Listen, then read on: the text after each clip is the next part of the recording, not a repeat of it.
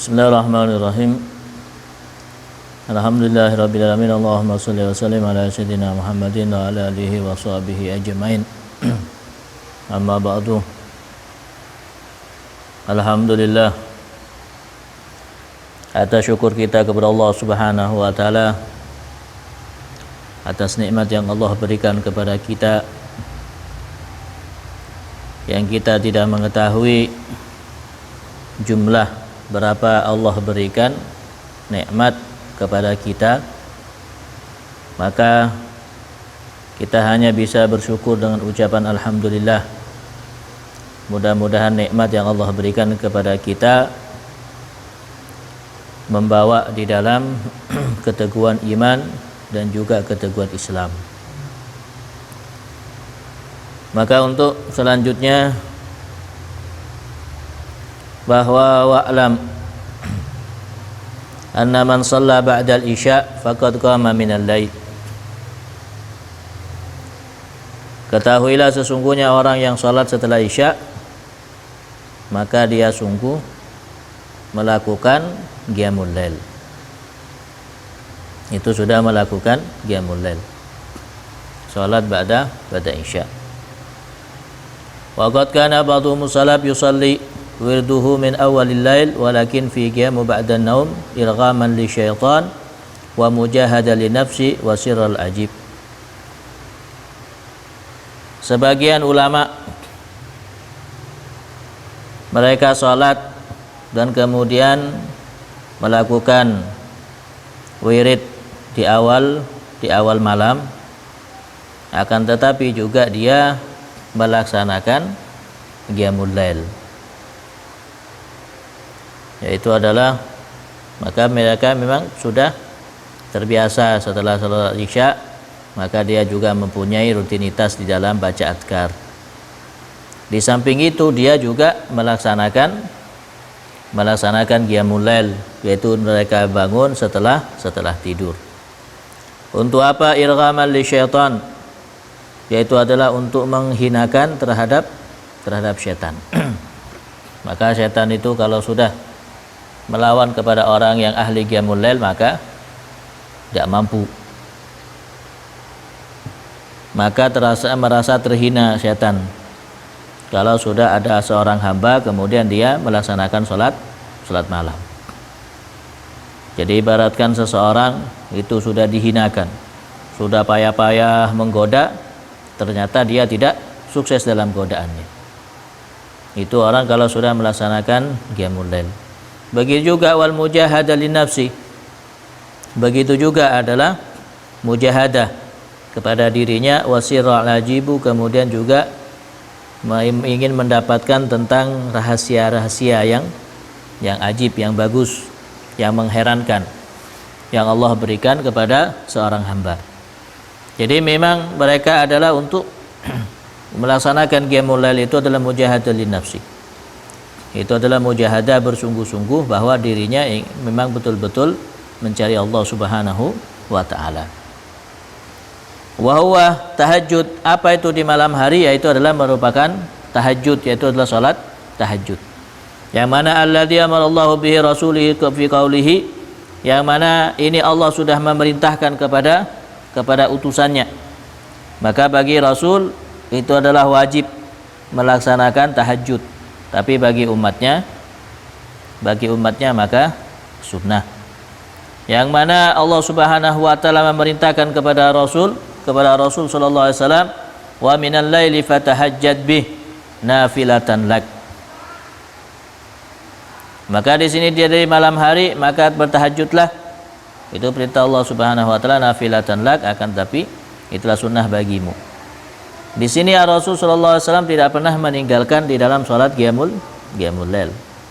Ya, karena utusan itu tidak pernah tidur. Walaupun tidur secara zahir, akan tetapi hatinya maka tidak pernah tidur. Itu adalah Rasul sallallahu alaihi wasallam atau utusan-utusan yang lain dari Allah Subhanahu wa taala. Jadi memang tidak pernah tidur. Wa fil ma'zur innallaha yu'jibu minal abdi idza qama man min ala firashihi wa baina ahli ila salat wa yubahi bihi malaika wa yaqbalu alaihi biwajhil karim. Maka di dalam perkataan dalam asar, sesungguhnya Allah Ta'ala itu kagum terhadap seorang hamba. Allah Ta'ala itu akan kagum terhadap seorang hamba apabila dia bangun dari tempat tidurnya di antara keluarganya. Kemudian dia melaksanakan sholat. Maka Allah Subhanahu wa Ta'ala itu adalah ta'ajub kepada seseorang yang sudah melaksanakan sholat malam. Di saat semua pada tidur, malah dia bangun untuk melaksanakan sholat. Maka Allah Ta'ala itu adalah bangga dan heran kepada seorang hamba seperti itu. Kemudian Allah Subhanahu wa Ta'ala wa yubahi bihil malaikah. Kemudian Allah Subhanahu wa Ta'ala menunjukkan kepada para malaikat wa yaqbalu alaihi biwajhil karim, dan menghadapkan wajahnya dengan wajah yang mulia, menghadapkan kepada orang yang sudah melaksanakan qiyamul lail. Maka merasa bangga. Maka sangat bangga, mempunyai perhatian khusus dari Allah Subhanahu wa Ta'ala kalau orang ini sudah melaksanakan qiyamul lail. Maka kalau kita ingin mencari Allah Subhanahu wa Ta'ala, maka kita pastinya tidak mungkin meninggalkan qiyamul lail. Pasti dia akan senang di dalam melaksanakan qiyamul lail, dikarenakan dia merasa senang karena di saat orang pada semuanya sudah tidak ada yang menghadap, malah kita yang menghadap kepada Allah Subhanahu wa Ta'ala. Dan Allah Ta'ala senang di saat orang-orang pada terlelap dalam tidurnya dan ada hamba, kemudian dia bangun di malam hari. Wa'lam, dan ketahuilah innahu yakbuhu bi talibil akhirah alla yakuna lahu qiyamu bil lail. Maka sesungguhnya seseorang itu adalah jelek yang mencari akhirat, akan tetapi dia tidak melaksanakan qiyamul lail. Jadi sejeleknya seseorang dia mencari akhirat, maka dia tidur malam. Bilangnya cari akhirat, tapi malah dia tidur malam. Berarti percuma itu. Dia bohong. Ucapannya bohong. Kaifal murid la yazalu talibu limazidil mutaridan linafahat ala dawamil awqat.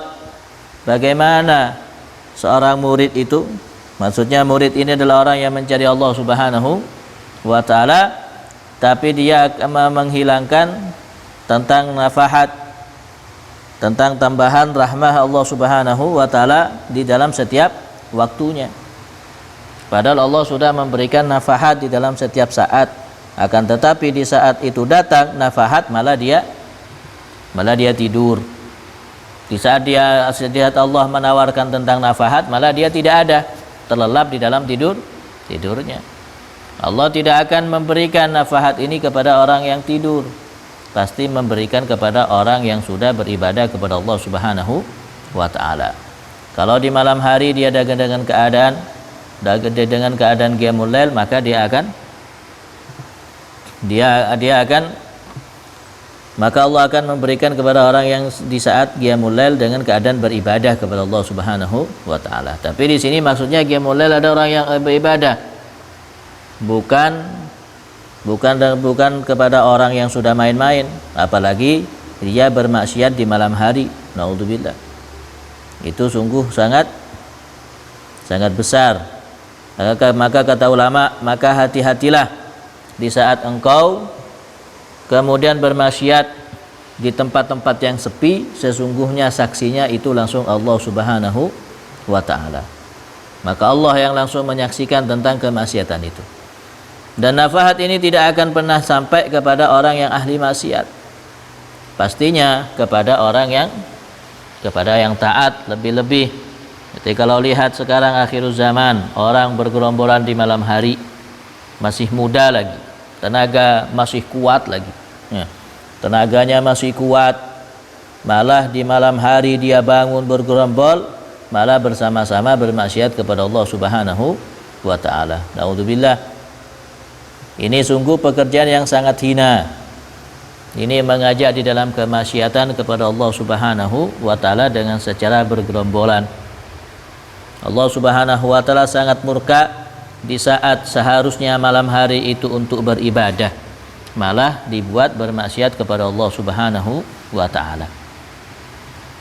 Waqad qala sallallahu alaihi wasallam, dan Rasul sallallahu alaihi wasallam bersabda, inna fil laila lis-sa'a la yuwafiquha abdu muslim yas'alullaha khairan min amri dunya wal akhirah illa a'tahu iyyahu wa dzalika kullil lail. Maka kata Rasul sallallahu alaihi wasallam, sesungguhnya di dalam setiap malam, yaitu Allah Subhanahu wa taala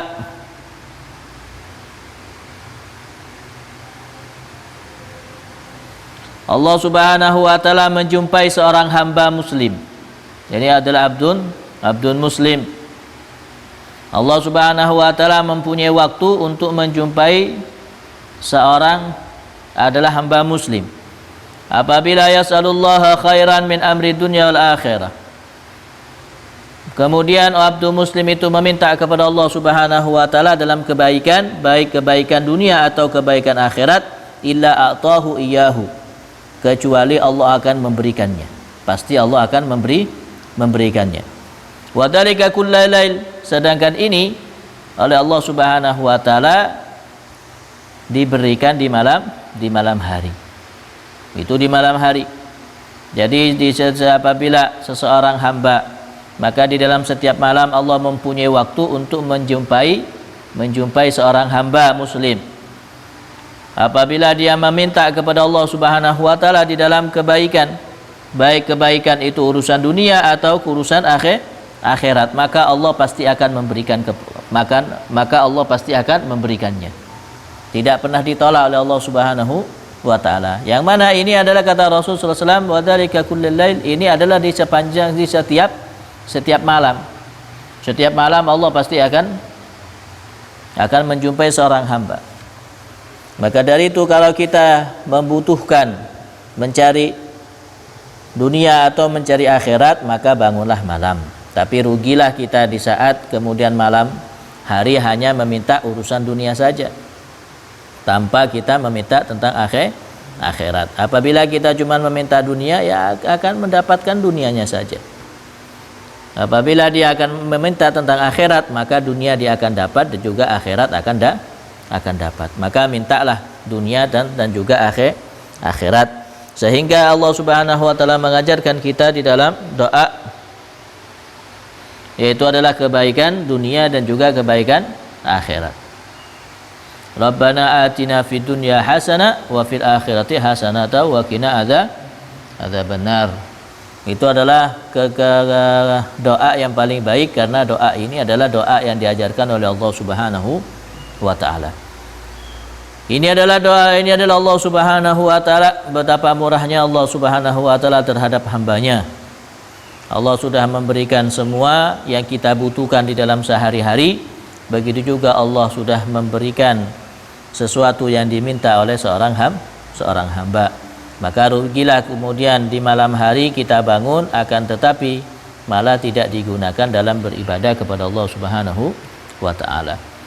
Yang kita takutkan di saat Allah Subhanahu wa taala menjumpai seorang hambanya di malam hari, kemudian didapat hamba itu dengan keadaan bermaksiat kepada Allah Subhanahu wa taala. Naudzubillah. Betapa malunya kita di saat misalnya kita berada di rumah seseorang, yang mana oleh orang itu sudah dipenuhi kebutuhan kita semua, di saat orang tuan rumahnya itu keluar, ternyata kita dijumpai dengan keadaan mengerjakan sesuatu yang tidak disenangi oleh tuan rumahnya. Bagaimana malunya, dan bagaimana kemudian itu adalah Allah Subhanahu wa taala. Betapa malunya kita kepada Allah Subhanahu wa taala. Sudah kita dikasih kesehatan, kita dikasih makan, kita dikasih kendaraan, kita semua dikasih rumah, dikasih tempat, dikasih semua macam-macam semua kenikmatan yang Allah berikan kepada kita, kemudian di saat menjumpai kita kepada Allah dengan keadaan mengerjakan sesuatu yang dilarang oleh Allah Subhanahu wa taala. Betapa malunya kita kepada Allah. Kita sudah tidak mempunyai peran yang penting di dalam agama, tidak menjadi orang yang membantu di dalam agama Allah Subhanahu wa taala, malah menjadi orang yang perusak agama Allah Subhanahu wa taala. Naudzubillah. Kalau didapatkan menjadi hamba-hamba yang seperti ini, maka kita selalu berdoa kepada Allah Subhanahu wa taala, meminta kepada Allah supaya kita menjadi hamba-hamba yang berada di jalan Allah Subhanahu wa taala, yang diridhai oleh Allah Subhanahu wa taala.